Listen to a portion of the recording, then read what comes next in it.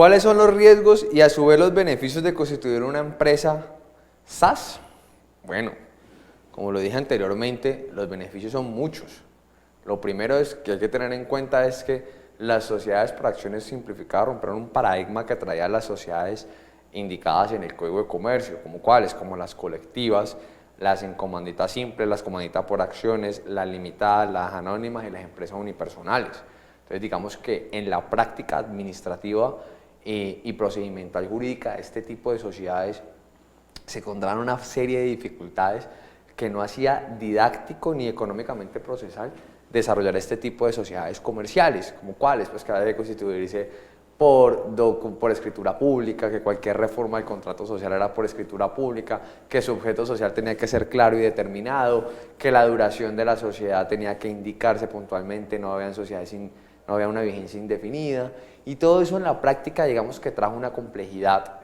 bastante grande, el de tener por ejemplo en comanditas dos tipos de socios, gestores y comanditarios, en las limitadas que debería ser de 2 accionistas hasta 25, de las anónimas que tenía que ser de 5 en adelante, accionistas. Entonces eso digamos que trajo en la dificultad propia una serie de dificultades prácticas a los nacimientos de nuevos emprendimientos, y eso digamos que dificultó además que los costos transaccionales de las operaciones de las sociedades como de la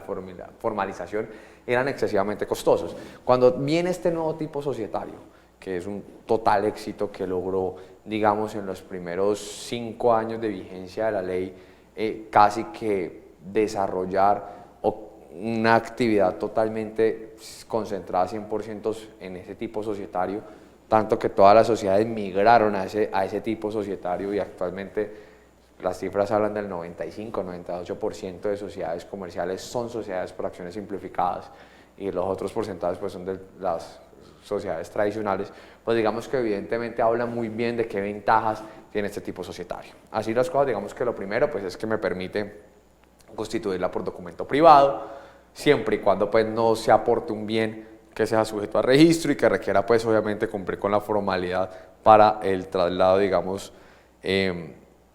material pues del bien inmueble y cumplir con esa formalidad.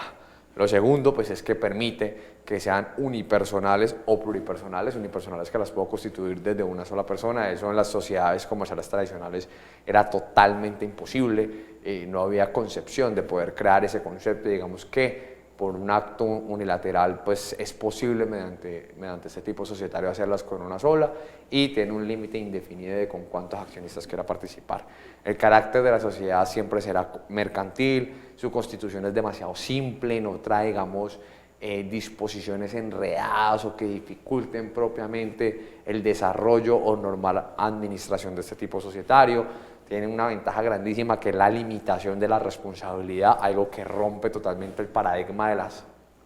tradicionales, en el entendido de que las colectivas, por ejemplo, tienen una responsabilidad solidaria y limitada, en las limitadas, digamos que sí respondían por deudas fiscales y por deudas laborales, entonces digamos que acá en este tipo societario, sociedades por acciones simplificadas, trae digamos el inciso segundo del artículo primero, pues que acá no responden,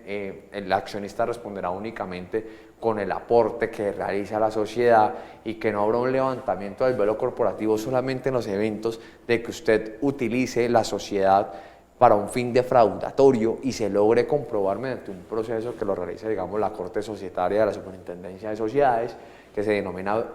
levantamiento del velo corporativo, de que ese afectado logre demostrar de que efectivamente hubo dolo por parte de la administración o por parte de los accionistas en realizar ese comportamiento que le causó un perjuicio. Entonces, digamos acá únicamente el accionista responde por deudas laborales,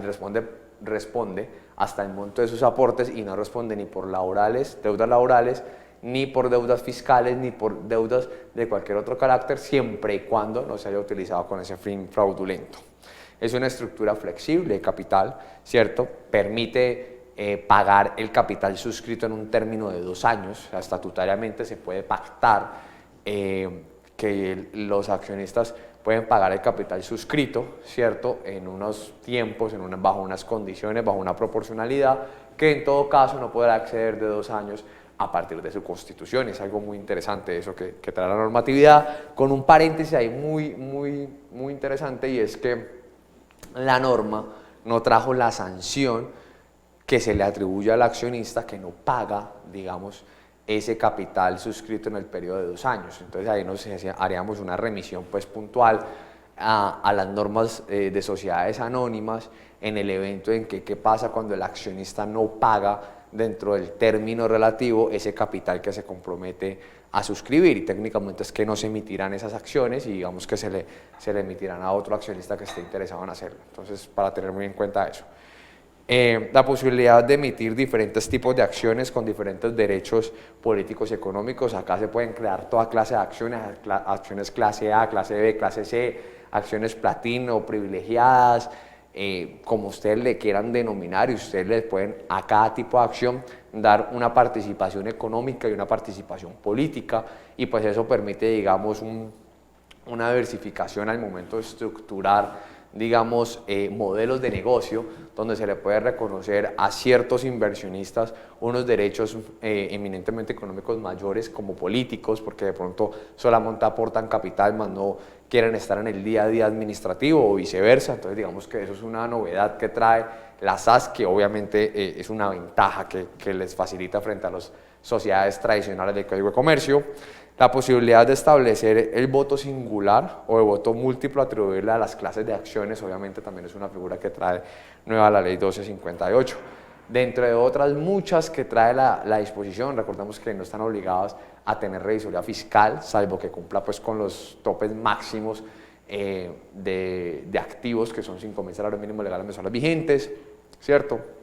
Entonces digamos que hay una complejidad, tampoco están obligados a tener junta directiva, ¿cierto? Digamos que eso también, o una diferencia de las sociedades anónimas, donde usted sí está obligado a tener revisor fiscal y sí está obligado a tener junta directiva. Acá pues permite una administración mucho más concentrar ese accionista único en esos 2 o 3 accionistas sin necesidad de crear una junta directiva o una revisoría fiscal, que digamos que lo que va a agilizar es el propio estándar administrativo de la sociedad, con la finalidad de que estas son sociedades, digamos, que no cotizan sus acciones en bolsa, o sea, que no requieren una estructura tan compleja como las que sí cotizan acciones en bolsa, que deben dar una tranquilidad, una confianza y una versatilidad en el mercado en el que estas están obviamente obrando.